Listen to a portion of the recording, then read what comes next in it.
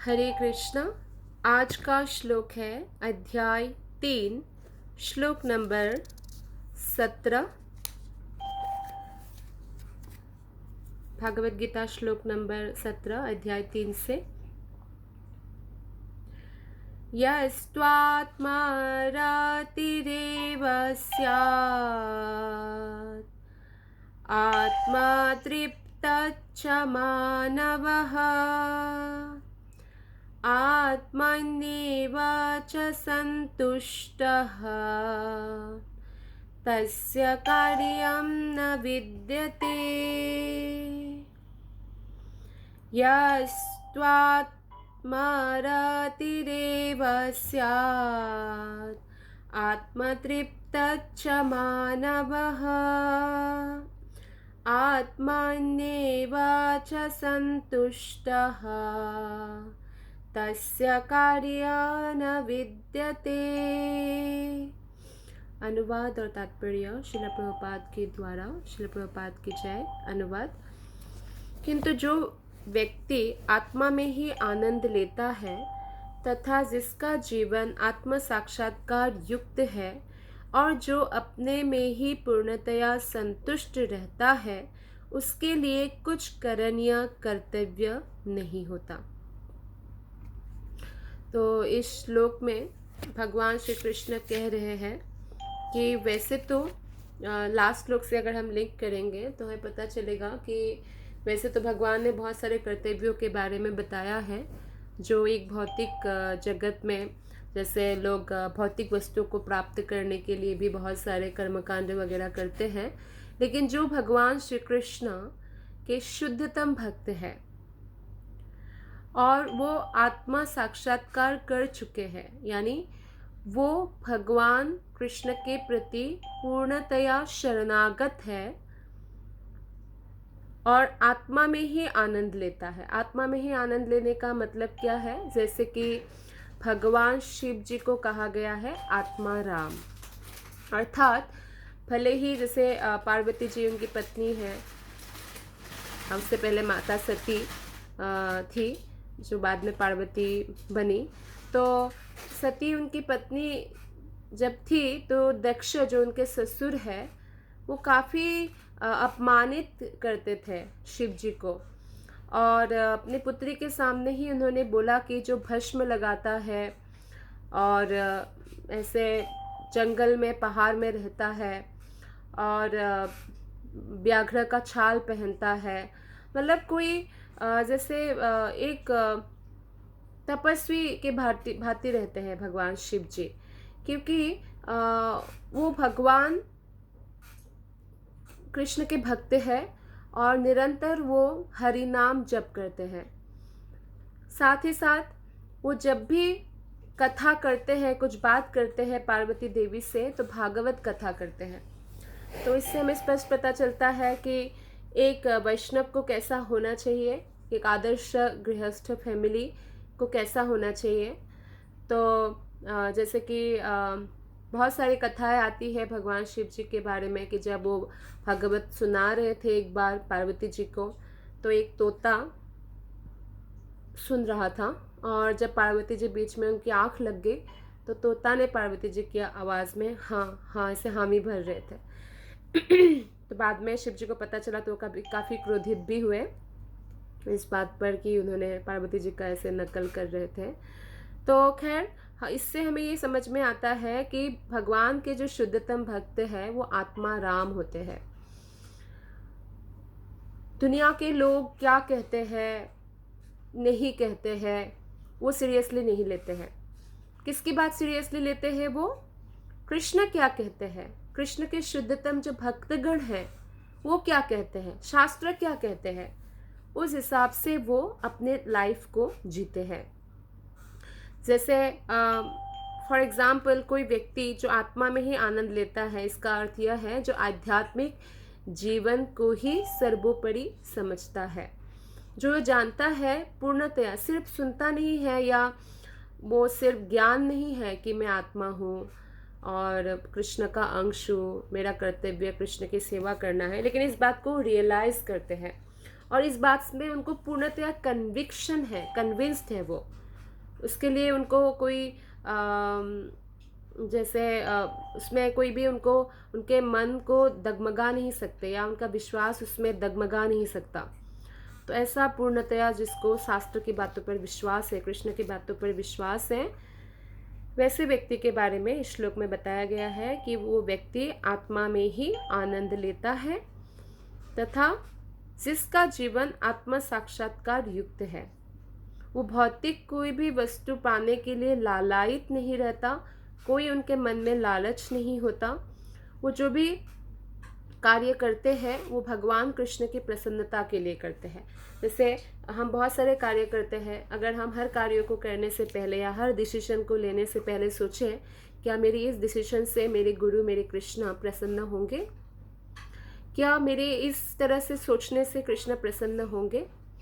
तो अगर हर सोच पर हम इस प्रकार का एनालाइज करें तो हम कभी भी कुछ भी भौतिक नहीं सोच पाएंगे। तो वो व्यक्ति आत्म साक्षात्कार युक्त हो जाता है। और जो अपने में ही पूर्णतया संतुष्ट रहता है, जैसे हमने उदाहरण दिया भगवान शिव जी, तो ऐसे तो बहुत सारे भक्त हैं, प्रहलाद है, ध्रुव महाराज है, पांडवगण है, शिला प्रभुपाद है, तो हमेशा पूर्णतया संतुष्ट रहते हैं। तो ऐसे व्यक्ति जो है हमें साधारणतया कब बहुत ज़्यादा जो है फ्रस्ट्रेशन या डिप्रेशन आता है भौतिक जगत में, कि जब हम देखते हैं कि लोग क्या कहेंगे, इस बात पर हम ज़्यादा ध्यान देते हैं, इस बात से ज़्यादा कि शास्त्र क्या कहेंगे। तो क्या होता है, हमारा लाइफ जो है tension, stress, anxiety, depression, frustration, इन सब से भर जाता है। और फिर लोगों को संतुष्ट करने के लिए जो वो शो ऑफ करते हैं, फॉर एग्ज़ाम्पल जैसे कोई इतना सामर्थ्यवान नहीं है कि वो अपना घर बना सके, पर समाज में उनको लोगों को दिखाना है। तो मान लीजिए वो कोई प्राइवेट जॉब कर रहा था और लोन बहुत बड़ा उठा लिया, और अभी जैसे कोरोना का समय है, उनकी नौकरी चली गई और कोई जमा धन भी नहीं है, तो क्या स्थिति होगी। तो इस तरह से हर चीज़ पर, जैसे मान लीजिए कोई स्टूडेंट है और बहुत ही प्रखर स्टूडेंट है और उनका फाइनल एग्ज़ाम था, वो ज़्यादा पढ़ नहीं पाया, हो सकता है बीमार था या मेंटली किसी बात से डिस्टर्ब था, तो उसको मालूम है कि इस बार वो टॉप नहीं करेगा, 3rd डिवीज़न आएगा। तो एग्ज़ाम का रिज़ल्ट आने से पहले ही ऐसा स्टेप उठा लेते हैं। तो ऐसे बहुत उदाहरण हैं, ऐसे बहुत सारा केस स्टडीज़ है जिसमें हम देख सकते हैं कि जो व्यक्ति इस प्रकार का डिसीजंस लेते हैं कि उनको अभी अपना जो है जीवन समाप्त करना है, वही लेता है जो लोगों की बातों पर ज़्यादा ध्यान देते हैं या लोगों को इम्प्रेस करने का प्रयास करते हैं। हमें किसको इम्प्रेस करना है? कृष्ण को इम्प्रेस करना है, कृष्ण के शुद्ध भक्तों को इम्प्रेस करना है, और जो केवल संभव है अनन्य भक्ति के द्वारा, शो ऑफ से नहीं। शो ऑफ एक व्यक्ति ज़्यादा दिन तक नहीं कर सकता, लेकिन जेन्युइन भक्ति वो पूरा जीवन भर कर सकता है। और इस प्रकार अगर कोई करता है, आत्मा जैसे हम 24 घंटा, हर व्यक्ति के पास 24 घंटा है, तो अगर हम एनालाइज करें कि हम तो आत्मा है, शरीर नहीं है, तो हम दिन में कितना घंटा शरीर के लिए कार्य करते हैं और दिन में कितना घंटा आत्मा के लिए कार्य करते हैं, वो एनालाइज करने की ज़रूरत है। क्योंकि शरीर तो टेम्पोररी है, ये तो एक दिन सबको छोड़ना पड़ेगा। तो हमें किस पर ध्यान देना चाहिए कि आत्मा के कार्य पर ध्यान देना चाहिए, क्योंकि आत्मा की गति चलती रहेगी और आत्मा चाहे तो इस जीवन के बाद भी भगवत धाम प्राप्त कर सकते हैं। तो वो व्यक्ति सीरियसली और सिंसियरली किस पे ज़्यादा अपना मन को लगाएंगे? आत्मा के कार्य में। आत्मा का कार्य क्या है? भगवान की सेवा। तो भगवान की सेवा में भले ही मन ना लगे, लेकिन वो प्रयास करेंगे। जैसे एक स्टूडेंट होता है तो पढ़ने का मन ना भी करे तो एग्ज़ाम के लिए वो तैयारी करता है। तो इस प्रकार हर एक व्यक्ति, जैसे हम देखते हैं कि भागवतम में परीक्षित महाराज, तो 7 दिन के अंदर अंदर उनकी मृत्यु होगी। ऐसा एक इमेच्योर्ड ऋषि जो थे, ऋषि मतलब वो तो बहुत बच्चा ही था एक्चुअली, तो उन्होंने जब देखा कि उनके पिता के गले में मरा हुआ सर्प परीक्षित महाराज ने डाल दिया है, तो उन्होंने उनको श्राप दिया कि 7 दिन के अंदर अंदर। तो लेकिन जो परीक्षित महाराज हैं, उन्होंने इसमें कैसे रिएक्ट किया, हम ये भागवतम से सीख सकते हैं। परीक्षित महाराज इतने पावरफुल थे, वो चाहते तो ये जो श्राप है उसको निरस्त कर सकते थे, लेकिन उन्होंने ऐसा नहीं किया। उन्होंने देखा कि इसमें भी भगवान श्री कृष्ण का कोई उद्देश्य होगा। तो भगवान की हर एक्टिविटी को भक्त भगवान की कृपा रूप में देखते हैं, और अगर दुख भी आता है तो भगवान देखते हैं कि उस दुख में भी कुछ ना कुछ भगवान का उद्देश्य होगा। तो परीक्षित महाराज ने इसीलिए अन्न जल त्याग करके गंगा तट पर बैठे, ताकि उनको मालूम है कि मैं राजा बनकर भले ही कितना ही साल क्यों ना प्रोटेक्ट करूं मेरे प्रजा को, लेकिन इटर्नल प्रोटेक्शन कौन दे सकते हैं? कृष्ण। और इसीलिए श्रीमद् भागवतम परीक्षित महाराज ने सुखदेव गोस्वामी से ग्रहण किया, और जिसकी वजह से हमें भी श्रीमद् भागवतम मिला, और परीक्षित महाराज का इतने सारे इम्पॉर्टेंट क्वेश्चंस आंसर्स हमें प्राप्त हुआ। तो इटर्नल प्रोटेक्शन है क्या? आत्मा का कृष्ण की भक्ति। तो इसलिए इसमें बताया गया है कि जो व्यक्ति आत्मा में आनंद लेता है और जिसका जीवन आत्मा साक्षात्कार से युक्त है और अपने में ही पूर्णतया संतुष्ट रहता है। अपने में मतलब आत्मा में, अर्थात आत्मा, मैं आत्मा हूँ, कृष्ण का दास हूँ, और कृष्ण की सेवा में हमेशा वो व्यस्त रहते हैं और संतुष्ट रहते हैं। तो उसके लिए कोई कर्तव्य नहीं होता। तो ऐसे व्यक्ति जो आत्मा राम है, तो उनके लिए कोई भी एक्चुअली कर्तव्य या करणीय नहीं होता, क्योंकि वो 24 घंटा जो है कृष्ण की सेवा में निमग्न रहते हैं, जो आत्मा का कर्तव्य करते हैं। इसलिए कोई भौतिक कर्तव्य नहीं होता है।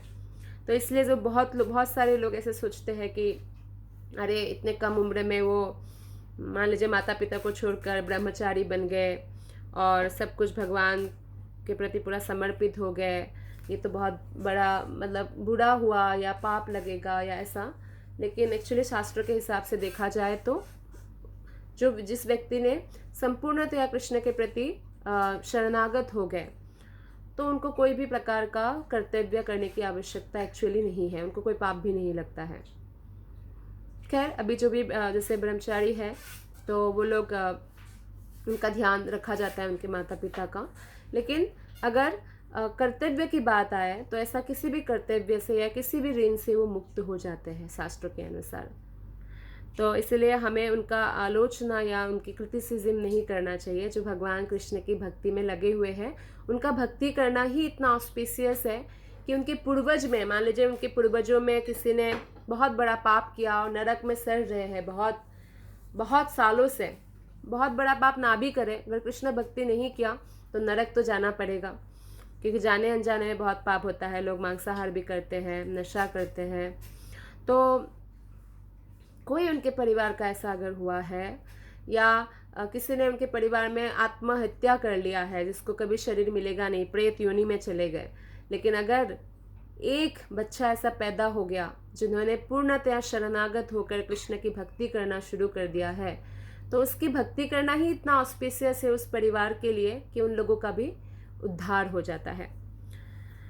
तो तात्पर्य में श्रील प्रभुपाद जी बताते हैं कि जो व्यक्ति पूर्णतया कृष्ण भावना भावित है और अपने कृष्ण भावनामृत के कार्यों से पूर्णतया संतुष्ट रहता है, उसे कुछ भी नियत कर्म नहीं करना होता। तो इसमें ये शब्द हमें ध्यान देना है, पूर्णतया। क्या हमारा 24 घंटा पूर्णतया हम भगवान कृष्ण की सेवा में है? कोई ऐसे ना सोचे कि अच्छा मतलब मेरा कोई कर्तव्य अब नहीं है, मैं कृष्ण भक्ति करूँगा और सारे कर्तव्यों से मेरी छुट्टी। कोई इसका गलत फ़ायदा ना उठाए। पहले तो हमें मैच्योर होना पड़ेगा। जब तक हम मैच्योर नहीं होते हैं भक्ति में, जैसे 24 घंटा मन भगवान में नहीं लगा, ऐसी अवस्था नहीं है कि स्पॉन्टेनियस सेवा करे कृष्ण का 24 घंटा, तो तब तक हमारा स्वधर्म 2 होता है, एक शरीर से रिलेटेड और एक आत्मा से रिलेटेड। तो तब तक उनको दोनों ही करना पड़ेगा। लेकिन जिन्होंने पूर्णतया कृष्ण भावना भावित हो चुके हैं, उनके लिए कोई नियत कर्म नहीं रहता है। कृष्ण भावना भावित होने के कारण उसके हृदय का सारा मैल तुरंत धुल जाता है, जो हजारों हजारों यज्ञों को संपन्न करने पर भी संभव हो पाता है। मतलब जैसे कोई हजार हजार यज्ञ करे तब जाके हो सकता है उनका मैल जो है हृदय का वो धुल जाए।